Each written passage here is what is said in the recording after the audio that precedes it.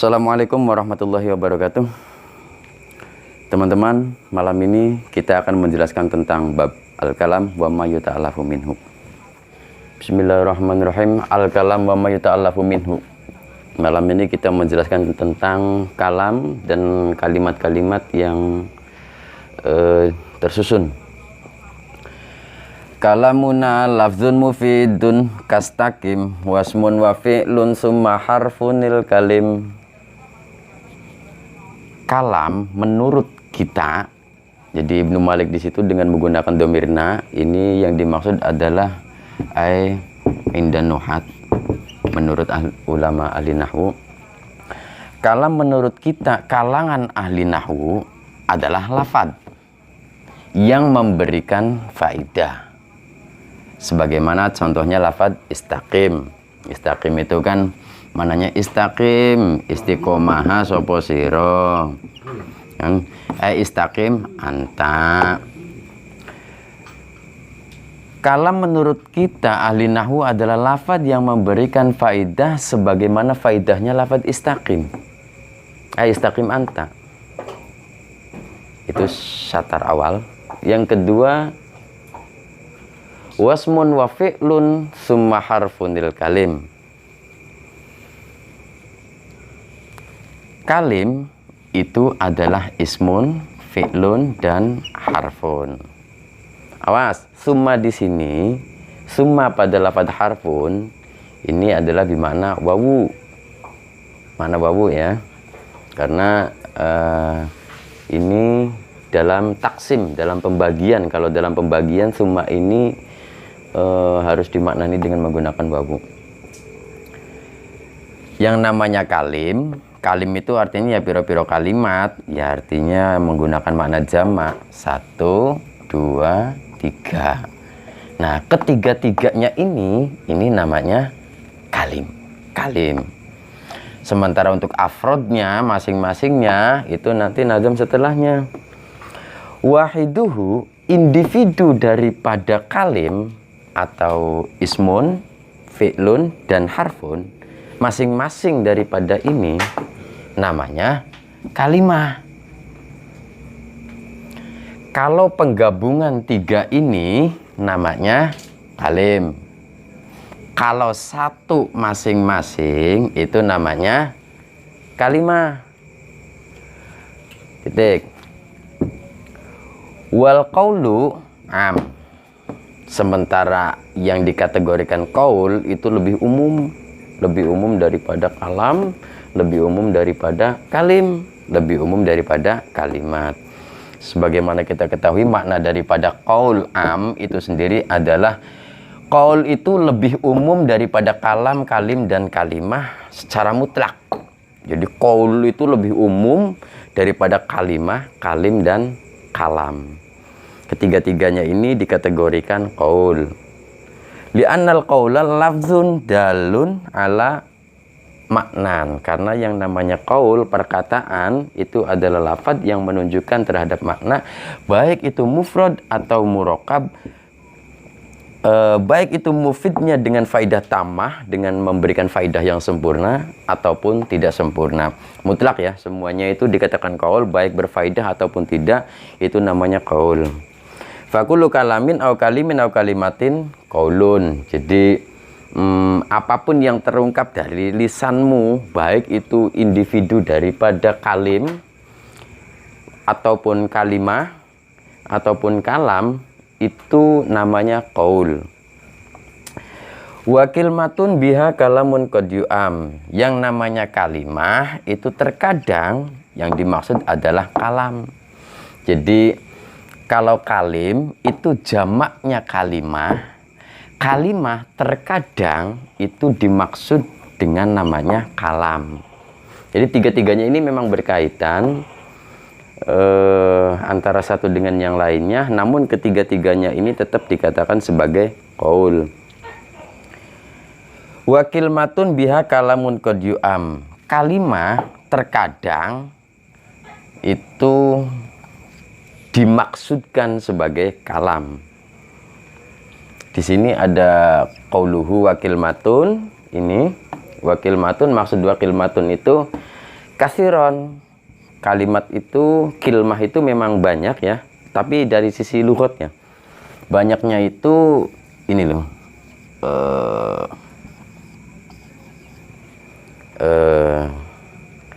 kalmah, kilmah, kalimah.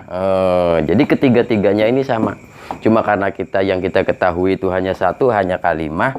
Jadi ngertinya itu ya kalimah doang. Padahal kalimah itu bisa diharokati dengan bentuk kilmah, bisa juga dalam bentuk kalmah. Ini sama-sama ya, sama saja ya. Seperti wakilmatun, kilmatun. Ini maksudnya adalah kalimah yang ini. Secara lughat tapi ya, bukan secara istilah. Kalau secara istilah yang namanya kalimah itu seperti kakolim, sebagaimana perkataan ahli tauhid, beliau mengatakan la ilaha illallah. La ilaha illallah ini dikatakan sebagai kalimah. Ini namanya kalimah ikhlas. Ini menurut ahli tauhid ya. Menurut ahli tauhid. Jadi tidak satu seperti la. Kalau nahwu kan tadi kan Ibnu Malik mengatakan wahiduhu. Wahiduhu mufrad daripada kalim, baik isim, baik fiil, baik harf. Seperti la itu kan dikatakan kalimah kalau menurut ahli nahwu ya. Tapi kalau menurut ahli tauhid tidak, yang namanya kalimah itu seperti ini, penggabungan ini namanya kalimah ikhlas atau kalimah thayyibah atau kalimah yang lainnya. Itu saja keterangan daripada bab al-kalam wa ma yata'allafu minhu. Untuk selanjutnya nanti di sesi selanjutnya bil jari wa tanwini wa nida wa al. Saya agak sedikit tanda tanya ya. Ibnu Malik itu kenapa kok dengan menggunakan domir nah? Jadi seolah-olah perkataan beliau sendiri loh. Seolah-olah gitu.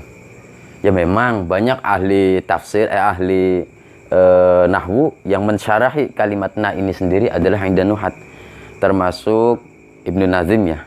Ibnu Nazim itu siapa itu? Syekh Badruddin, putra beliau, putra Ibnu Malik itu kan namanya Badruddin. Itu seorang satria itu kan. Makanya dituangkan dalam nazm beliau. Mungkin diantara teman-teman ada yang tahu ada nazm wasani kabni anta haqqan sirfa. Seperti contoh yang kedua adalah ibni anta haqqan sirfa, putraku kau adalah seorang satria. Jadi memang tercantum dalam nazmnya bahwa Badruddin ini adalah putra daripada Ibnu Malik yang memang benar-benar ahli nahwu juga. Karena saat itu Ibnu Malik dibantah oleh beliau Badruddin, perdebatan antara keduanya. Ibnu Maliknya yang tidak mau kalah, Badruddinnya yang tidak mau kalah. Akhirnya Badruddin namanya anak muda, ngambek. Akhirnya kabur dia dari rumah. Nah, saat itu Ibnu Malik di pintu rumah sambil melihat putranya berlalu, beliau mengatakan ibni anta haqqan sirfa, putraku kau adalah seorang satria, karena berani menentang pendapat ayahnya sebagai ahli nahwu. Makanya Ibnu Nazim itu adalah syarihul alfiyah pertama loh.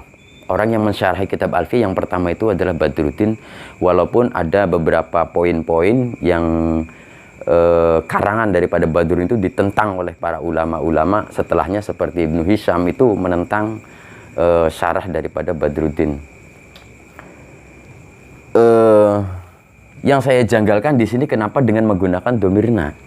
Kalau domirna berarti ini seolah-olah ada pesan tersembunyi loh. Makanya kalau ini versi saya ya, ini versi saya, silakan teman-teman cari sendiri untuk lebih jelasnya. Kalamku, ucapanku, pesanku yang berupa lafadz yang memberikan faidah itu istaqim. Artinya Ibnu Malik memberikan pesan kepada kita semua, suatu lafadz yang berfaedah, istiqomahlah. Jadi Ibnu Malik itu memberikan pesan kepada para generasi nahwu setelahnya untuk istaqim, istiqomahlah. Baik itu istiqomah menghafal alfiyahnya, baik itu istiqomah dalam belajar nahwu sorobnya, atau istiqomah bab yang lainnya.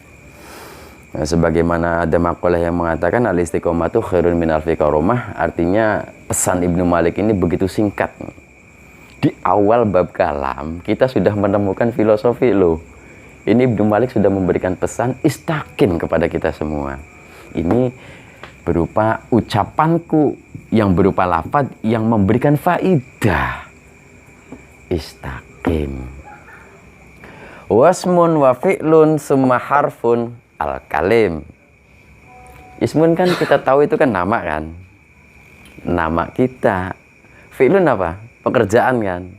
Pekerjaan kita. Harfun. Harfun itu gerakan-gerakan kita loh. Nama kita, pekerjaan kita, gerakan kita. Itu kalau digabungkan itu namanya kalimah. Semuanya itu ucapan-ucapan kita loh.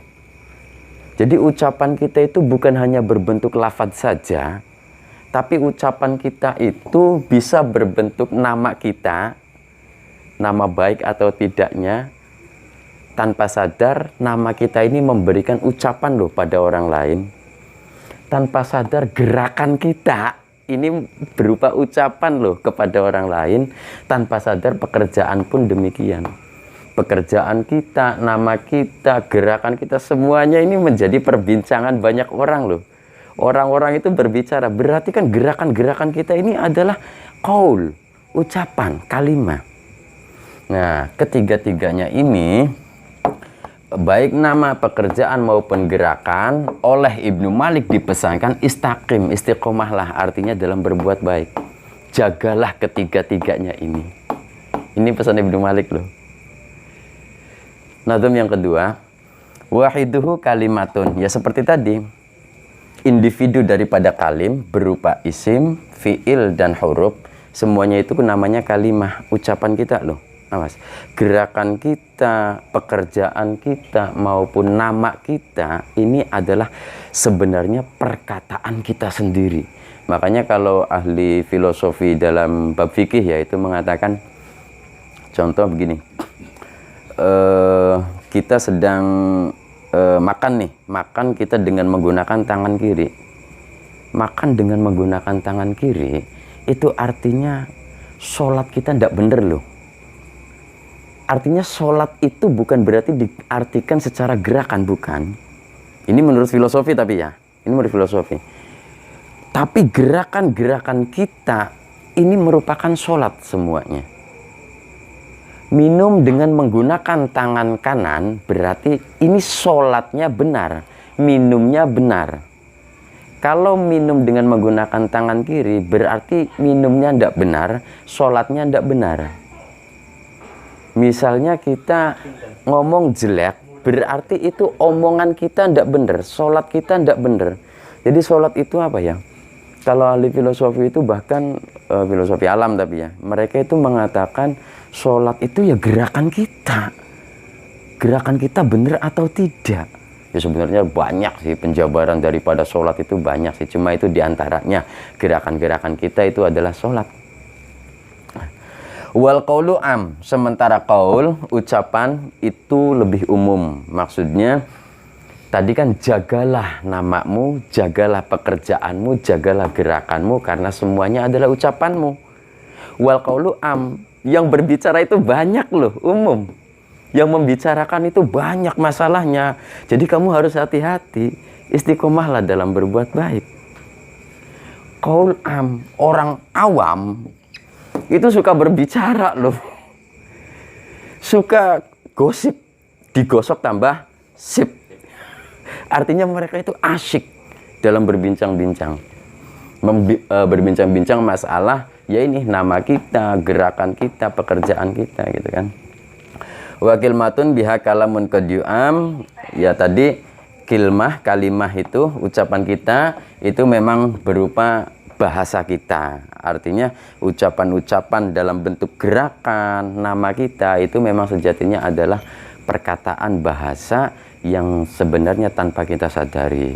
Sekali lagi, bahwa yang namanya bahasa itu tidak mesti melalui lisan, namun bahasa juga bisa melalui isim, bisa melalui fi'il, bisa melalui harf atau gerakan-gerakan kita. Mungkin ini sebatas filosofi. Kalaupun ada kejanggalan di antara teman-teman, silahkan komentar dan jangan lupa like and subscribe.